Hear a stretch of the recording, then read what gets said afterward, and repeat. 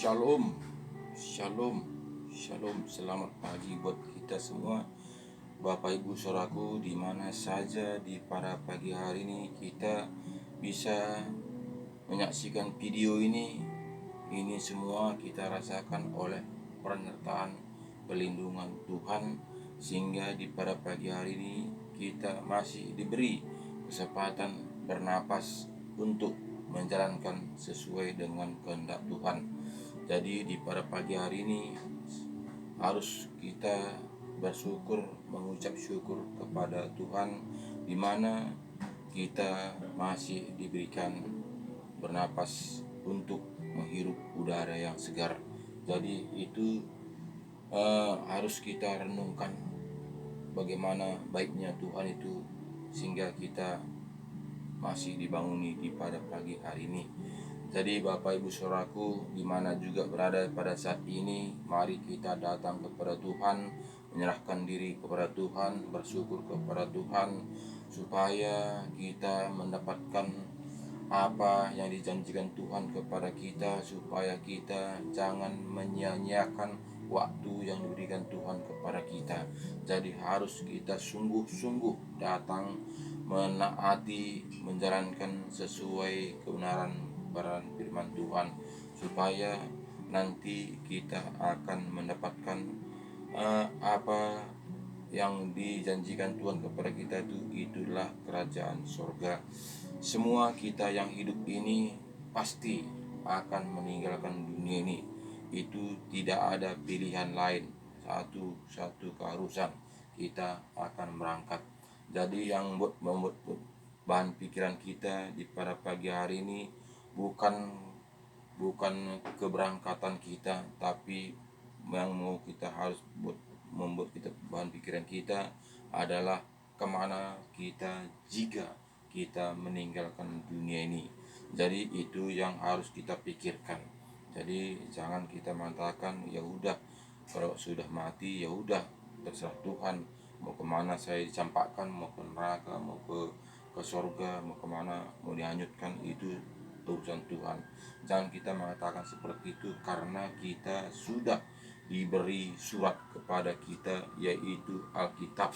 Alkitablah yang diberikan Tuhan kepada kita untuk kita taati dan lakukan dengan setia. Jadi sudah ada jalan, Tuhan sudah memberikan jalan kepada kita. Tinggal kita bagaimana kita menyikapinya, bagaimana kita menjalankannya, supaya kita mendapatkan apa yang dijanjikan Tuhan kepada kita, supaya jangan sia-sia hari-hari yang kita jalani. Jadi mari kita pergunakan waktu, kesempatan yang berikan Tuhan kepada kita. Mari kita baca firman Tuhan di Matius 7. Di Matius 7 mengatakan kepada kita begini. Matius 7 ayat 24. Judulnya dua macam dasar. Katanya begini. Setiap orang yang mendengar perkataanku ini dan melakukannya, ia sama dengan orang yang bijaksana yang mendirikan rumahnya di atas batu. Jadi katanya kepada kita, setiap orang yang mendengar firman kebenaran ini, firman yang tuliskannya kepada kita, yang melakukannya, dia sama seperti membangun rumah di atas batu. Firman Tuhan mengatakan. Jadi kita ini harus kita membangun iman percaya kita di atas batu. Artinya apapun masalah datang, apapun tantangan datang, kita tetap kuat, tetap kita semangat, tetap kita maju. Karena apa? Karena kita sudah dibangun di atas batu. Apapun angin badai, apapun itu tidak akan mempan, karena ada pondasi begitu kokoh, batu. Di situ kita sudah membangun iman percaya kita. Jadi ini semuanya, jika kita tidak sungguh-sungguh, tentu kita akan erosi, sama seperti kita membangun rumah di atas pasir. Begitu datang banjir, begitu datang angin topan, rumah itu akan porak-poranda. Jadi ini perumpamaan yang memberikan Tuhan kepada kita supaya kita sungguh-sungguh kembali kepada firman Tuhan. Katanya ayat 25 katakannya kepada kita, kemudian turunlah hujan dan datanglah banjir, lalu angin melanda rumah itu, tetapi rumah itu tidak rubuh sebab didirikan di atas batu. Jadi katanya datang pun badai, datang pun masalah, pergumulan apapun itu datang semuanya, rumah itu tidak roboh. Jadi itulah artinya tadi, diri kita ini firman Tuhan yang kita imani, firman Tuhan yang kita lakukan, sehingga kokohlah iman percaya kita, sehingga kita tetap kuat di dalam Tuhan, sehingga kita tetap menyerahkan diri pada Tuhan, sehingga apapun yang kita alami, tantangan apapun yang kita hadapi, kita tetap kuat. Karena apa? Karena kita tetap memegang Tuhan Yesus dalam kehidupan kita setiap saat, sehingga apapun yang ada dalam dunia ini kita tidak akan goncang. Karena apa? Karena kita kuat di dalam Tuhan. Jadi batu karang itu adalah Tuhan Yesus. Batu itu loh, itu kokoh. Tuhan Yesus itulah untuk pondasi dalam diri kita, sehingga betul-betul semuanya pergumulan hidup kita ini bisa kita atasi karena ada pondasinya adalah Tuhan Yesus.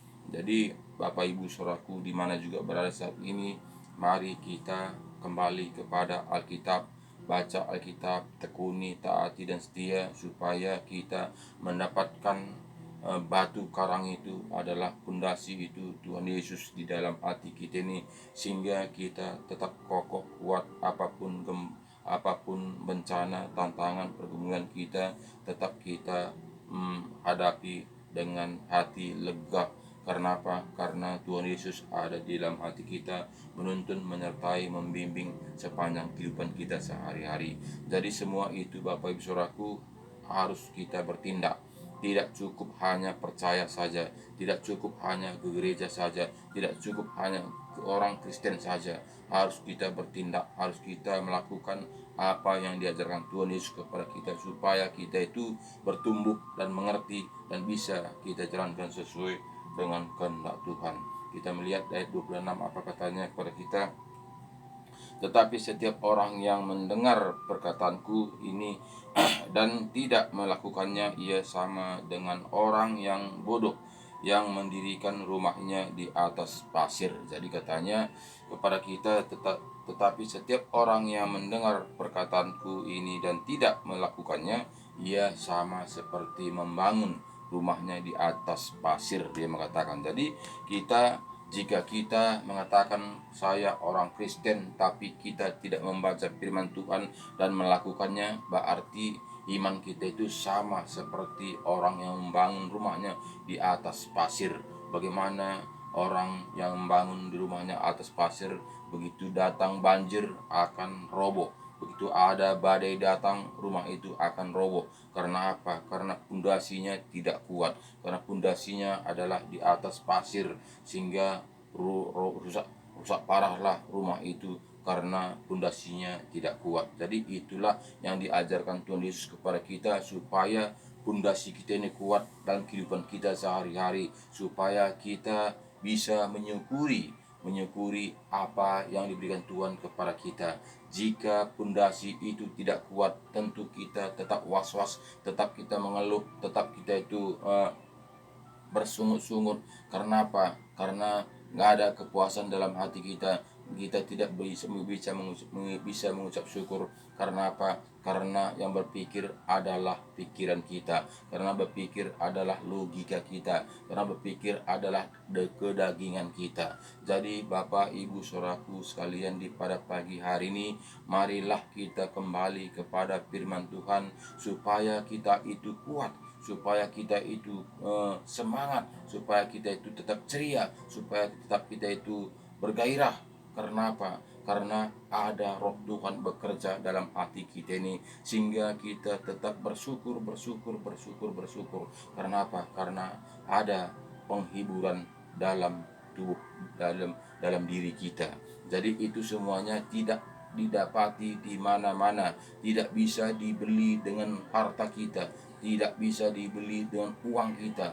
Hanya datang kepada Tuhan menyerahkan diri kepada Tuhan sepenuhnya, supaya kita mendapatkan apa yang diberikan Tuhan kepada kita. Jika kita tidak menyerahkan diri kepada Tuhan, datang kepada Tuhan, membuka hati kita dengan lebar-lebar untuk Tuhan, kita tidak akan mendapatkannya. Karena apa? Karena kita tahu setan sudah dijatuhkan ke dunia ini untuk menguasai manusia, supaya manusia masuk ke dalam api neraka bersama-sama dengan dia. Tapi Yesus begitu mengasihi kita sehingga dia datang ke dunia ini untuk menuntun, membimbing, menyertai kita, menembus dosa-dosa kita, supaya satu pun manusia tidak binasa, supaya manusia semua dapat kehidupan yang kekal. Itulah Yesus datang ke dunia ini untuk memberitakan firman-Nya, untuk menuntun, membimbing kita. Jika kita mau datang kepada Tuhan Yesus, kita akan selamat. Kita tidak akan dibola-bolakan oleh setan penghuni dunia ini, tapi kita akan dituntun oleh Roh Kudus untuk mendapatkan kerajaan surga, kehidupan yang kekal itu. Jadi Bapak Ibu Saudaraku, tidak ada pilihan lain jika kita mau selamat datang kepada Tuhan Yesus, supaya kita bisa mengatasi pergumulan hidup kita. Tetap kita menyerahkan diri, tetap kita bersyukur kepada Tuhan. Jika tidak ada Roh Kudus dalam hati kita, kita akan cemas, kita akan bersungut-sungut, kita akan khawatir apa yang akan kita hadapi yang akan datang ini. Jadi ayat 27 mengatakan, 27, kemudian turunlah hujan dan datanglah banjir, lalu angin melanda rumah itu, sehingga rubuhlah rumah itu, dan hebatlah kerusakannya. Jadi sini katanya tadi, jika pondasi kita itu tidak kuat, tidak kita bikin pondasinya batu, di atas batu, rumah itu akan roboh. Jika ada badai, rumah itu akan roboh dan sangat luar biasa kerusakannya. Jadi Bapak Ibu Saudaraku, ini perumpamaan yang diberikan Tuhan kepada kita, supaya kita tetap datang kepada Tuhan, undang Roh Kudus masuk dalam hati kita, sehingga pondasinya kuat, sehingga kita tetap bersyukur, sehingga kita tetap menjalankan sesuai dengan kehendak. Apapun yang ada sekeliling kita, kita tidak akan bimbang, kita tidak akan goyah, kita tidak akan cemas. Karena apa? Karena kita tahu kita ini adalah milik Tuhan, sehingga betul-betul kita ada dalam penyertaan Tuhan. Karena apa Bapak Saudaraku? Karena 1 Yohanes 4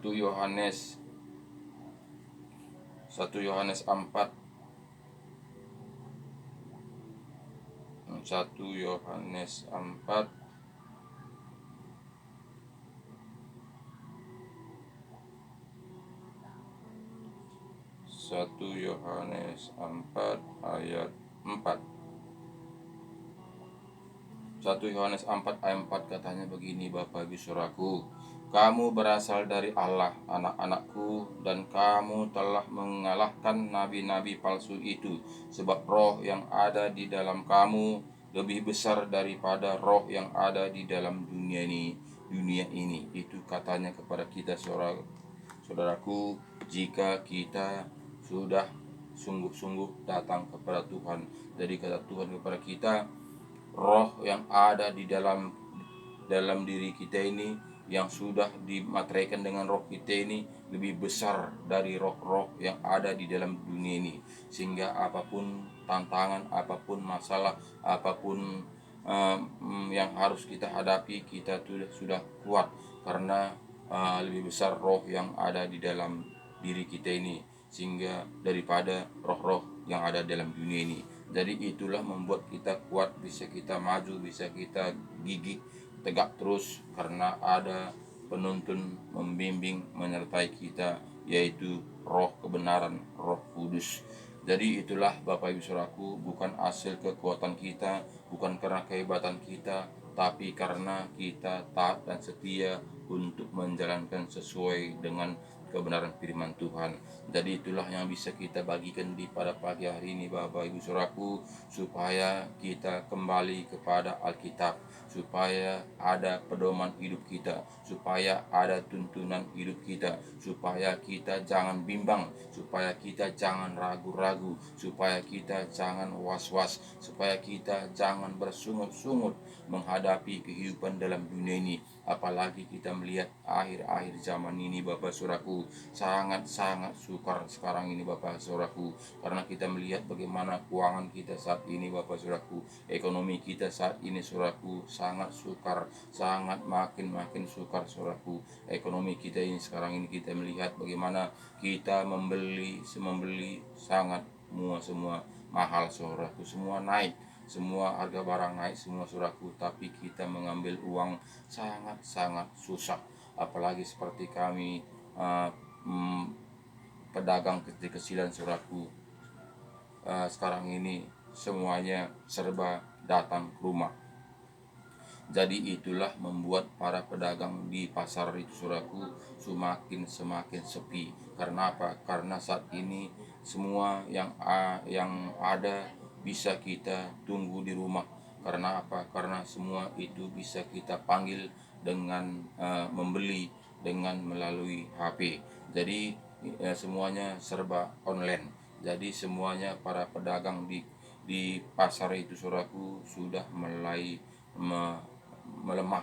Karena apa? Karena pedagang tidak lagi datang ke pajak, tapi sudah menunggu di rumah dengan memakai HP, dengan online. Jadi itulah Bapak Saudaraku, semua saat ini kita melihat serba instan, semuanya serba instan sekarang ini. Jika kita tidak mempunyai pekerjaan tetap, saat ini kita sudah semakin cemas, keuangan kita sudah semakin menipis, pemasukan kita semakin susah untuk kita gali. Karena apa? Karena itulah situasi zaman akhir ini Saudaraku, berlumba. Saat ini Saudaraku, kita juga melihat di pasar sana berlumba murah. Berlumba murah mungkin seperti kita melihat seperti yang untuk mesin cuci kita melihat itu di pasar sana, begitu capeknya kita melihat membersihkan mencuci pakaian ini Saudaraku, tapi kita lihat berlumba murah. Ditulis di situ saya menerima dengan sekian menit dengan sekian harganya.